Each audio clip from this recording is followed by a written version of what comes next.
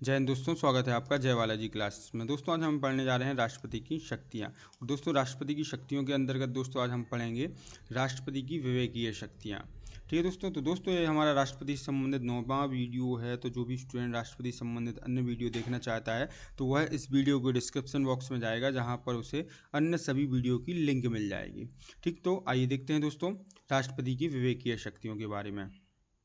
तो दोस्तों राष्ट्रपति की विवेकीय शक्तियों की बात करें तो यहाँ पर हमें बड़े अच्छे से पता है कि संविधान में राष्ट्रपति को किसी भी विवेकीय शक्ति का प्रावधान नहीं किया गया है, अर्थात संविधान द्वारा राष्ट्रपति को कोई विवेकीय शक्ति प्रदान नहीं की गई है।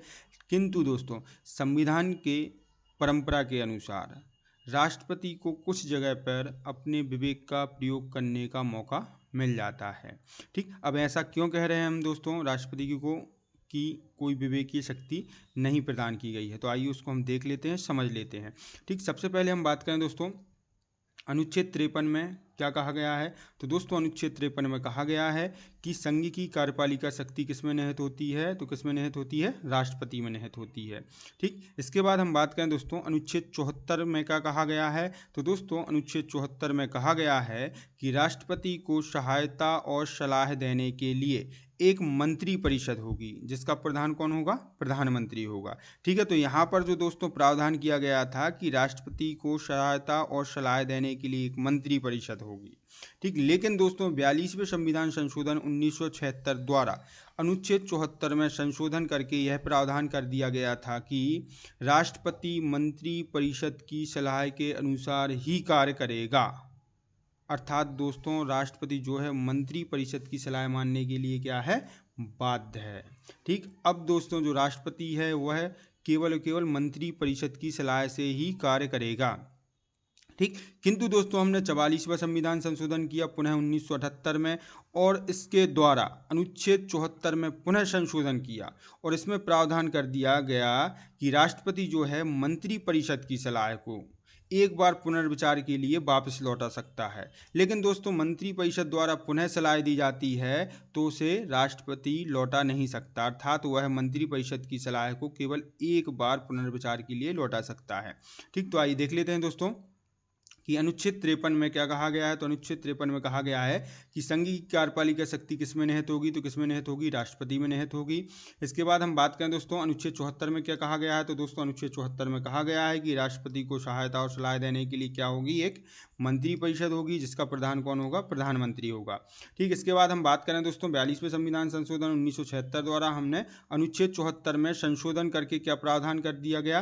तो दोस्तों अनुच्छेद 74 में संशोधन करके यह प्रावधान किया गया कि राष्ट्रपति मंत्री परिषद की सलाह के अनुसार कार्य करेगा। इस प्रकार राष्ट्रपति को मंत्री परिषद की सलाह मानने के लिए बाध्य कर दिया गया। किस संविधान संशोधन के द्वारा, 42वें संविधान संशोधन के द्वारा। ठीक, इसके बाद हम बात करें दोस्तों यहाँ पर जो है हमने 44वां संविधान संशोधन किया 1978 में, और इसके द्वारा हमने अनुच्छेद 74 में पुनः संशोधन किया और यह प्रावधान कर दिया गया इसमें कि राष्ट्रपति जो है मंत्री परिषद की सलाह को एक बार पुनर्विचार के लिए वापस लौटा सकता है। लेकिन दोस्तों पुनर्विचार के बाद दी गई मंत्री परिषद की सलाह को राष्ट्रपति जो है मानने के लिए बाध्य है। ठीक, इतना समझ में आ गया। इसके बाद हम बात करें दोस्तों अनुच्छेद 75(3) क्या कहता है। तो दोस्तों अनुच्छेद 75(3) कहता है कि मंत्री परिषद जो है लोकसभा के प्रति सामूहिक रूप से उत्तरदायी होती है। ठीक, यहाँ पर हमने ये क्यों लिखा है, तो आइए इसको भी समझ लेते हैं। तो हमें बड़े अच्छे से पता है कि राष्ट्रपति जो है अपने सभी कार्य मंत्री परिषद की सलाह से करता है। इस कारण जो राष्ट्रपति है वह अपने कार्यों के लिए किसी के प्रति उत्तरदायी नहीं होता है। राष्ट्रपति के कार्यों के लिए जो दोस्तों मंत्री परिषद है वह लोकसभा के प्रति सामूहिक रूप से उत्तरदायी होती है। क्यों, क्योंकि दोस्तों राष्ट्रपति जितने भी अपने कार्य हैं वो किसकी सलाह से करता है, मंत्री परिषद की सलाह से करता है। इसलिए राष्ट्रपति के कार्यों के लिए कौन उत्तरदायी होगा, तो कौन उत्तरदायी होता है, मंत्री परिषद होती है। ठीक, तो आइए दोस्तों देख लेते हैं कि अनुच्छेद 75(3) में कहा गया है कि मंत्री परिषद लोकसभा के प्रति सामूहिक रूप से उत्तरदायी होगी। ठीक, इस प्रकार स्पष्ट होता है कि राष्ट्रपति अपने सभी कार्य किसकी सलाह से करता है, तो मंत्री परिषद की सलाह के अनुसार ही करता है, और इसी कारण वह किसी के प्रति उत्तरदायी नहीं होता है। क्यों? क्योंकि दोस्तों राष्ट्रपति के कार्यों के लिए मंत्रिपरिषद लोकसभा के प्रति सामूहिक रूप से उत्तरदायी होती है। ठीक, इसलिए दोस्तों कुछ संविधान विशेषज्ञ हैं जो राष्ट्रपति को नाम मात्र का शासक, कठपुतली शासक या रबर की मोहर की संज्ञा प्रदान करते हैं। ठीक, तो आइए देख लेते हैं कि अतः कुछ संविधान विशेषज्ञ भारतीय राष्ट्रपति को नाम मात्र का शासक, कठपुतली शासक या रबर की मोहर की संज्ञा प्रदान करते हैं।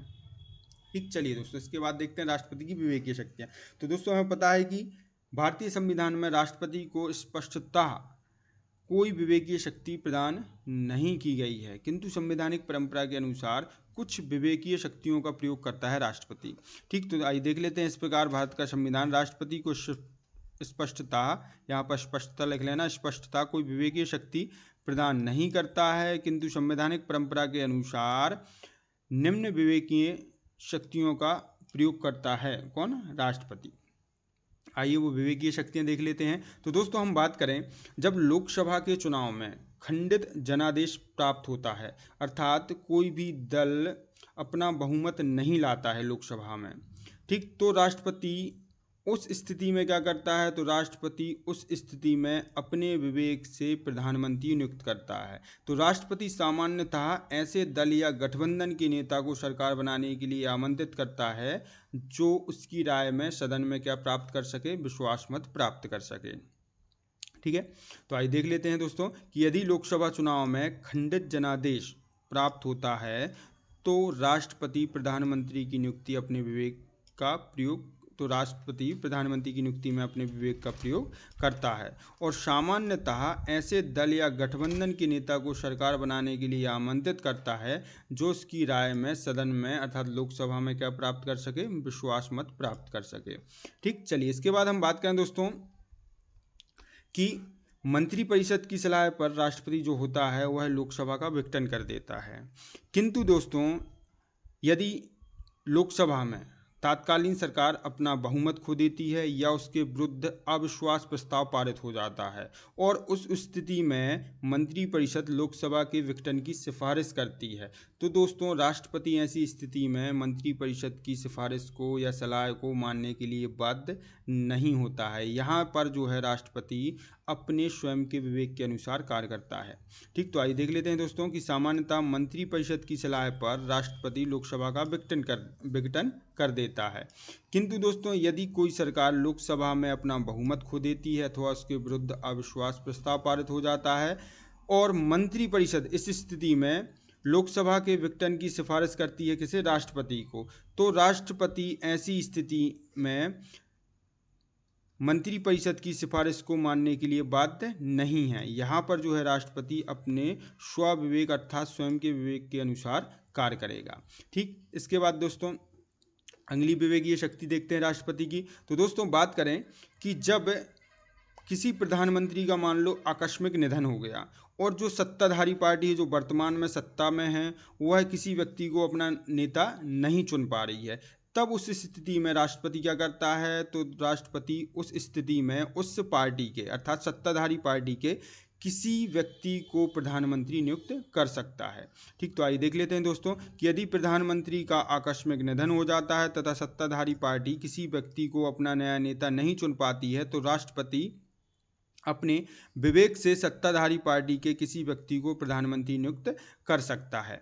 ठीक, चलिए इसके बाद हम बात करें दोस्तों, ऐसी स्थिति बन जाए कि मंत्रिपरिषद ने लोकसभा में अपना विश्वास खो दिया है और उस स्थिति में मंत्रिपरिषद त्यागपत्र देने के लिए तैयार नहीं होती है, तो राष्ट्रपति क्या करता है? तो राष्ट्रपति यहाँ पर अपने विवेक से सरकार को बर्खास्त कर देता है। ठीक, तो आइए देख लेते हैं कि ऐसी स्थिति में जबकि मंत्रिपरिषद ने लोकसभा में अपना विश्वास खो दिया हो किंतु त्यागपत्र देने को तैयार ना हो, तो राष्ट्रपति यहाँ पर अपने विवेक से सरकार को बर्खास्त कर सकता है।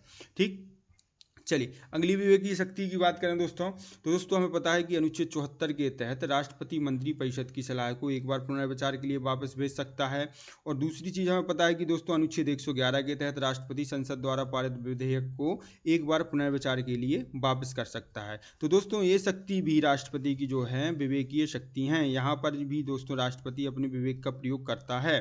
ठीक, तो आइए देख लेते हैं दोस्तों कि अनुच्छेद 74 के तहत मंत्रिपरिषद की सलाह को तथा अनुच्छेद 111 के तहत तहत संसद द्वारा पारित विधेयक को पुनर्विचार के लिए वापस करने में भी राष्ट्रपति अपने विवेकाधिकार का प्रयोग करता है। ठीक, चलिए इसके बाद हम अगली विवेकीय शक्ति की बात करें दोस्तों। तो दोस्तों अनुच्छेद 82(2) के तहत राष्ट्रपति को संसद को संदेश भेजने का अधिकार है। या दोस्तों अनुच्छेद 82(2) के तहत राष्ट्रपति संसद को संदेश भेज सकता है। संसद को संदेश भेजने की यह शक्ति राष्ट्रपति की विवेकीय शक्ति है। ठीक, तो दोस्तों बात करें कि अनुच्छेद 82(2) के तहत राष्ट्रपति संसद को संदेश भेज सकता है। संसद को संदेश भेजने की यह शक्ति राष्ट्रपति की विवेकीय शक्ति होती है। ठीक है दोस्तों, तो दोस्तों ये हो गई राष्ट्रपति की विवेकीय शक्तियाँ। ठीक, तो इसके बाद जो है दोस्तों नेक्स्ट वीडियो में हम राष्ट्रपति की नेक्स्ट शक्ति को पढ़ लेंगे। ठीक है दोस्तों, तो दोस्तों यदि आपको हमारे पढ़ाने का तरीका अच्छा लगता है तो हमारे चैनल को सब्सक्राइब करें, शेयर करें और हमारे वीडियो पर लाइक और कमेंट करना ना भूलें।